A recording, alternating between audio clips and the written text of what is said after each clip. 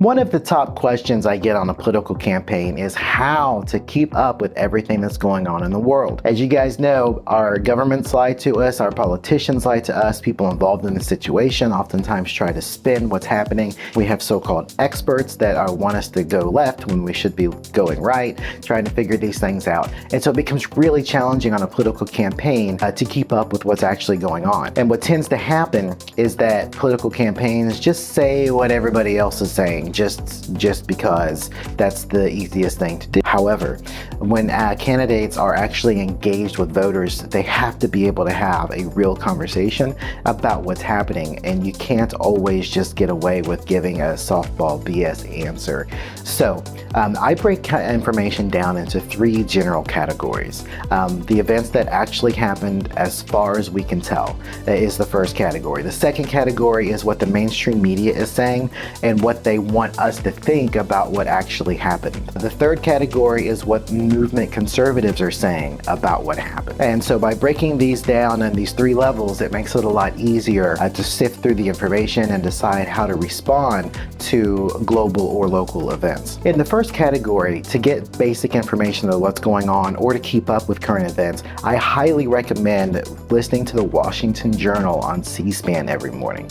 One of the reasons this matters is you get a somewhat mainstream media perspective on current events, but you also have people and experts from think tanks and other organizations around Capitol Hill who are invited onto the show to have a relatively unfiltered conversation for 30 to 45 minutes throughout the program. And so if you're keeping up with some of these guest speakers and what they're talking about on the Washington Journal throughout the day, you'll be generally well informed when these issues come up and be able to talk about more in depth throughout the day or throughout the week as these things are going on. C-SPAN has a great app, and you can usually I think it's a C-SPAN radio app, and you can just listen to that in a car between campaign stops and finish watching the program, because it's like 3 hours long.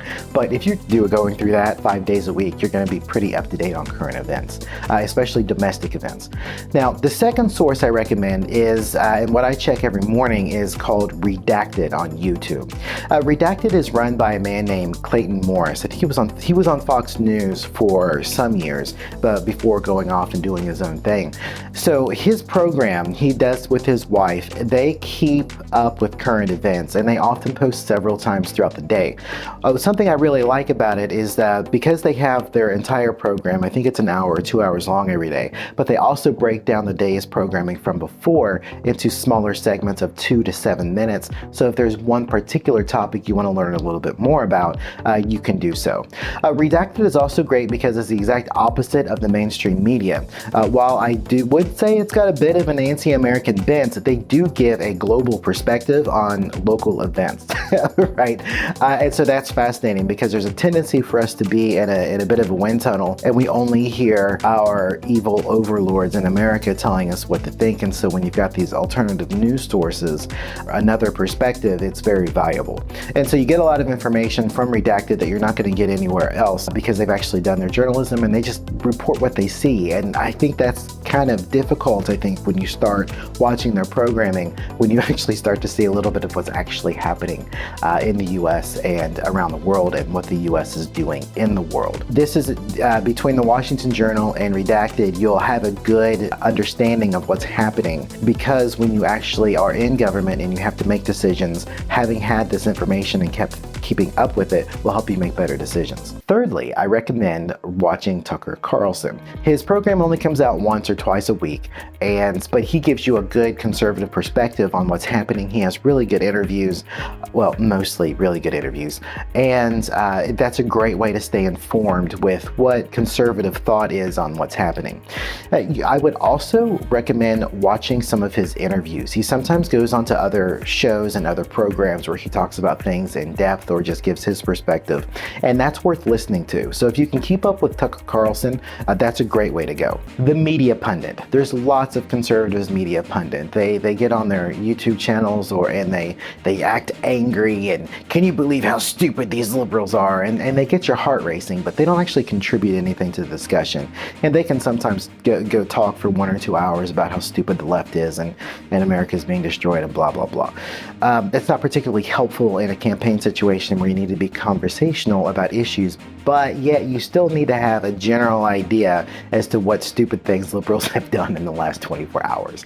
And that's why instead of recommending some better known commentaries, I recommend watching Mark Dice on YouTube. One of the things I like about Mark Dice the most is that he's able to go through basically the last 24 hours of liberal stupidity in 10 minutes, sometimes 7 minutes. And this is really important because you just don't have time to listen to Ben Shapiro for like 2 hours. But once again, it doesn't really contribute anything that a conversation you can have on the campaign trail, which is why you don't want to watch these other pundits. They're kind of a waste of time. I shouldn't say kind of a waste of time. They're a total waste of time. Mark Dice will give you the update. He'll tell you what stupid thing happened. He'll give you our perspective on it. And then you can get on with your day. And all in 10 minutes, which is why I like Mark Dice's program. I actually started watching it back. Oh my God, I think it was, when was it? Way back in like 2007 or 2008. I'm hanging out.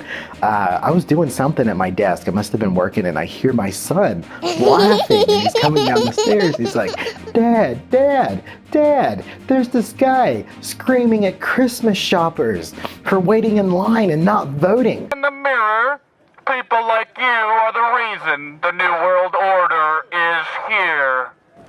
And I was just like, what? He goes, yeah, he's screaming at him because they're destroying our country and watching it fall. And I'm like, what are you talking about? So I go up to his room and we look at this YouTube channel, and so my kids thought this was hilarious, and we've been watching Mark Dice ever since then. And it's kind of his channel is a bit of a reminder of like everything that's wrong with America. Well, he's explaining it. He's not what's wrong with America, but a reminder of everything that's wrong with America. And if you see him do those interviews with people, those on the street interviews, if he's on a really pretty beach in California, that's basically the conversation you're having with voters. And I thought it was really funny that he had these man on the street interviews, which I just thought were really cool. Talking about inflation today. Oh, okay. What is it? Well, from my understanding, inflation is whenever business kind of goes with the times. Not everything. Talking about money today. Okay. What's the name of the street where the New York Stock Exchange is located? Stock exchange. Nearest stock exchange. Honestly, there really isn't the nearest stock exchange. Everything's online now. So anyway, Mark Dice is great. 10-minute summary. You know what stupid things liberals did yesterday, and you can get on with your day without having to listen to all the pundits and all their bullshit and rattling on and listening to the sound of their voices and whatnot. To keep up with the global news, I also recommend WION, WION on YouTube. They talk about global events. You don't have the spin and the BS. And they also have their programs broken down in the small 2 to 7 minute segments. And so this is great. If something really jumps out at you that happens somewhere in the world and you need to be able to talk about it because you're on your way to your next campaign stop, WION is, or I think they call it WION because we do the, yeah. So anyway, WION is great to watch because they've broken things down very simply and you can be conversational about current events, and they post like every hour, every 30 minutes or so. And so I found when I'm going out between campaign stops, if I'm really busy, something happened, you know, around the world, you can take a quick look and see what's going on. To keep up more about what's happening on The Hill, thehill.com. I'd say The Hill on YouTube. I like the YouTube channel a little bit better than their website. But if you keep up with, they keep up with what's happening around Capitol Hill. And this is important on any campaign, just to have a general knowing as to who's doing what and where. And I thought thehill.com did a really good job of that. On their YouTube channel, they'll give you a little bit more of the information that's on their website, and then they come on, they do interviews and they talk about the situation. I think it's really good for domestic events, whereas most of the things I have listed have been more global or even just social commentary like Mark Dice. If you want to keep up with domestic events and get a little bit more information, I think the Hill's YouTube channel is the way to go. So throughout the campaign, you're going to have different kinds of voters who are using different kinds of media sources to get information, and they're going to to ask really good questions. And so having the ability to intelligently have a conversation with a voter about an issue is really important. And this is why listening to media pundits is a really bad idea. There's a tendency for pundits to just try to get your adrenaline pumping. They want to keep you paying attention and reaffirm your existing values. And that propaganda is really no better than left-wing propaganda, CNN, MSNBC, and so on. One makes you feel good, the other one turns you off. That's the only difference. And that's why it's so important. You're never going to have detailed understanding of political issues if you're watching these people, which is why you have to go after real news sources and try to assess what has happened. The sources I just mentioned are the ones I watch and review and use if I need to give a candidate a briefing on a political issue. And these are really important because you can't go to pundits to find out what's happening. You can go to pundits for language if you want to give a speech that has no information, but yet gets everybody excited, and that's great, but that doesn't work once you're actually elected. Once you're in office, you actually have to understand what's going on, because if you don't, you're going to be pulled by the nose around by lobbyists and think tanks and not be able to make any decisions for yourself.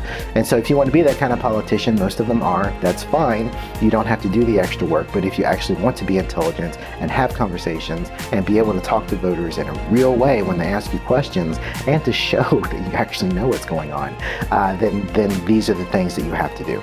So good luck on the campaign trail.